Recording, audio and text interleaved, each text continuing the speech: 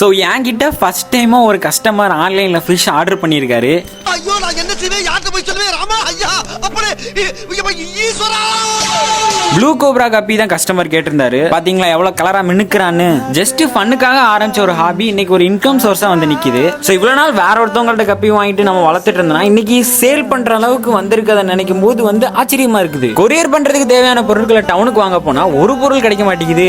நானும் இந்த கப்பி பேக் பண்ற கவர் எல்லா இடத்துலயும் தேடி பார்த்துட்டேன் ஃப்ரெண்ட்ஸ், எங்கேயுமே கிடைக்கல. அது எங்க கிடைக்கும்னு யாருக்காவது தெரிஞ்சிச்சுன்னா கமெண்ட்ல சொல்லுங்க, எவ்வளவு வரும்னு அப்படியே சொல்லிருங்க. ஸோ அப்படி இப்படின்னு அலைஞ்சு வேற வழி இல்லாம சாம்பார் பாக்கெட்ல கட்ட வேண்டிய நிலைமை வந்துச்சு ஃப்ரெண்ட்ஸ். யூடியூப்ல how to pack a fish பல டுட்டோரியல் பார்த்ததுக்கு அப்புறம் தான் நம்மளோட பயிர்களை பார்சலே பண்ண ஆரம்பிச்சேன். டேப்லாம் ஒட்டி டபுள் கவர்லாம் போட்டு பக்காவா பேக் பண்ணியாச்சு நம்மளோட ஃபிஷஸை. ப்ராஃபிட்டை தாண்டி கஸ்டமருக்கு இது சேஃபா போய் ரீச் ஆகணுங்கிற மைண்ட் செட் தான் அதிகமா இருந்துச்சு எனக்கு. ஸோ நம்ம பார்சலை எடுத்துட்டு கொரியர்ல கொண்டு போய் கொடுக்கறதுக்காக கிளம்பியாச்சு. கடவுளை வேண்டிட்டு எப்படியா இந்த ஃபிஷஸ் நல்லபடியா போய் சேர்ந்துடணும்னு சொல்லிட்டு கொரியர் ஆஃபீஸ்ல பாக்ஸ் ஹேண்ட் ஓவர் பண்ணிட்டு வந்தாச்சு. ஸோ படப்படன்னு இருந்துச்சு என்ன ஆக போதும். ஆனா கஸ்டமர் கிட்ட நம்மளோட ஃபிஷஸ் சேஃபா போய் சேர்ந்துருச்சு மக்களே. ரொம்ப சந்தோஷம், ரொம்ப சந்தோஷம். நன்றி மக்களே. அடுத்த ஒரு வீடியோல பார்க்குறேன். Bye bye.